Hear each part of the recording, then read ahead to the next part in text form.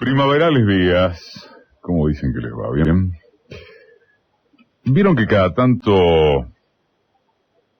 hay que pegarse una vuelta por la relación entre lo que privilegia la prensa masiva y lo que cabe presumir como interés popular? Bueno, este es el tema de hoy en parte.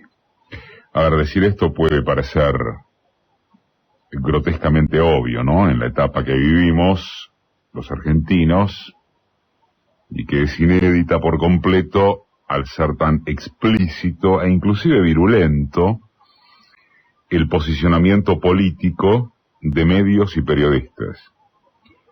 Pero la referencia no apunta a eso. Que está muy bien, ¿no? Porque era hora de que esta actividad, la periodística, se despojase de su cínica, de su ridícula pátina de impolutez, objetividad, neutralidad y estupideces por el estilo. Solo deben contar la sinceridad y el profesionalismo. Nada más. Unos y otros estamos cruzándonos por casi todos lados, desde las, entre comillas, trincheras, bajo las que interpretamos dónde pararse.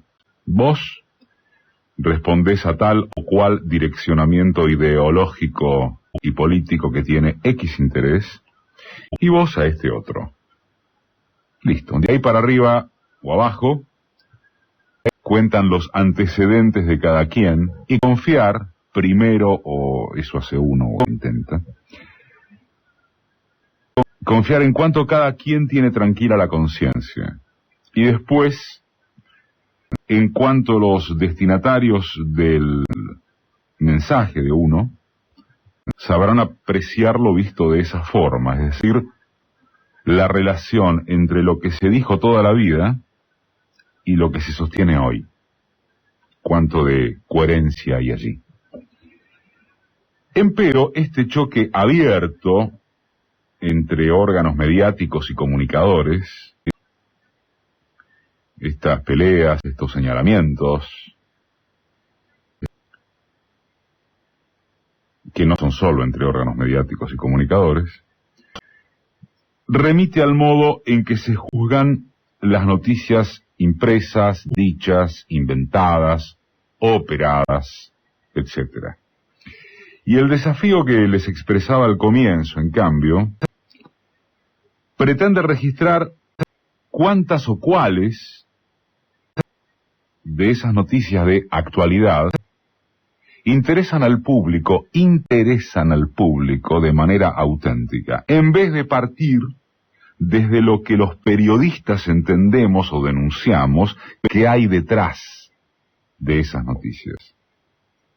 Por ejemplo, la prensa dominante en tanto poder por la cantidad de medios que controla, ya que pasó a ser incierta al menos su capacidad de convencer a rajatabla, dio amplia cabida al hecho de que el gobierno perdió el control del Consejo de la Magistratura. Desde veredas oficialistas, no importa con qué intensidad de oficialismo, si más crítico o menos, podría decirse que el hecho es nimio porque se trata de un organismo reducido en cantidad, además de sometible a infinitos laberintos de internas y burocracia judicial. Y que, ergo, haberle dado gran despliegue a la información es parte de las operetas opositoras para horadar al kirchnerismo. Y desde la oposición es atendible que el episodio sea tomado como relevante porque el oficialismo deja de timonear al cuerpo que designa y remueve a los jueces. Muy bien, pero esto es lo que le pasa a la noticia si se la aprecia desde los intereses políticos involucrados directamente. Por el contrario, correspondería inferir, ¿qué le pasa con esa misma noticia a la inmensa mayoría de la sociedad? ¿Qué les pasa a ustedes? Y sí, importa un pito. Empezando porque esa misma mayoría no tiene ni la más remota idea de en qué consiste el Consejo de la Magistratura. Por si acaso pudiera creerse que el ejemplo tiene tinte K, pongamos el caso de Papel Prensa. Desde ya no cabe interrogante alguno sobre la importancia del asunto si se lo enmarca, ante todo, en las revelaciones crecientes a que da lugar la guerra entre el gobierno y Clarín. Y después, acerca de cómo sirven estos destapes para que otra historia oficial incorpore más o mejores elementos en torno de la complicidad cívico-militar en la dictadura. Pero, ¿el grueso popular perdía o pierde el sueño por este tema? ¿Había o hay una demanda social respecto del prontuario de la empresa Papel Prensa? Por favor, no se desea ni de lejos, sujetar la trascendencia de cuestión alguna al grado de atracción colectiva que despierte. No es eso, sino lo que puede inferirse en política de la distancia entre la cotidianeidad periodística de primera plana y lo que le importa a la gente. Esa contradicción fue muy nutrida en estas últimas semanas. El gobierno nacional desoyó el fallo de la Corte Suprema sobre el procurador santacruceño, y está claro que es un encontronazo de poderes significativo. Pero presentarlo cual síntoma de una crisis institucional gravísima, como se lo hizo, como se lo hace, es también indicador de una manipulación informativa obscena. Del mismo modo, el caso del chileno Sergio Apablaza fue mostrado como eventual detonante de un peligroso conflicto diplomático con Chile. Hay un brete, por supuesto, porque se reclama esa extradición hace años y la Corte Argentina acaba de respaldar la solicitud chilena, pero el gobierno se ampara en lo que vaya a dictaminar la Comisión Nacional de Refugiados. Punto. Delicada situación entre Argentina y Chile. Estaremos a la puerta de una ruptura de relaciones. Se afectará el intercambio comercial. ¿De qué hablan? ¿De qué hablan? Sin embargo, para seguir esa línea de razonamiento propuesta, que les propusimos, la mirada no prioriza estas instalaciones noticiosas, sino cuál es el verdadero atractivo que despiertan. Alguien piensa seriamente que estas noticias adquieren un rango de inquietud social a la altura de la amplificación que les dieron.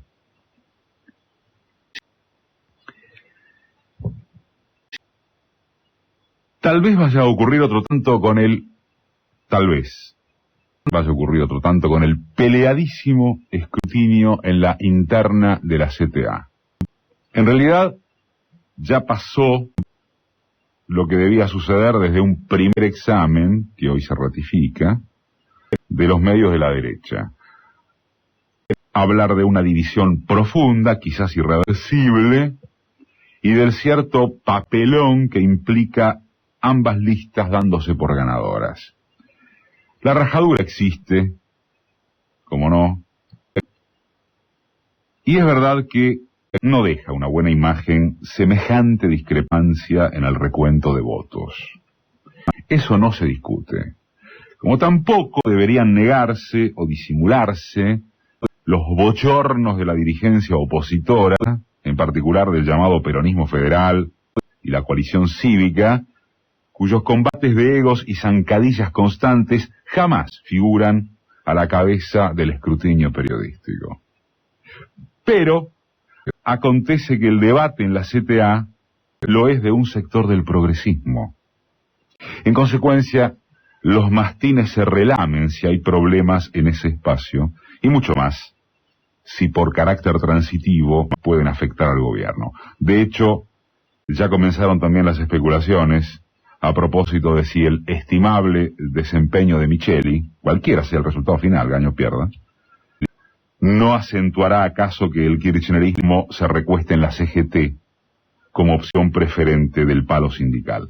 Sea como fuere, un dato saliente de la elección, junto con lo saludable de dirimir las diferencias de manera horizontal, es que concurrió a las urnas un porcentaje escueto del padrón.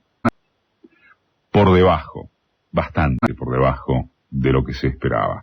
Eso no va en perjuicio de todo lo que significó y aún representa la CTA como factor dinamizador de las luchas sociales y la democratización gremial, aunque pone un llamado de atención que podría sentarse en una paradoja.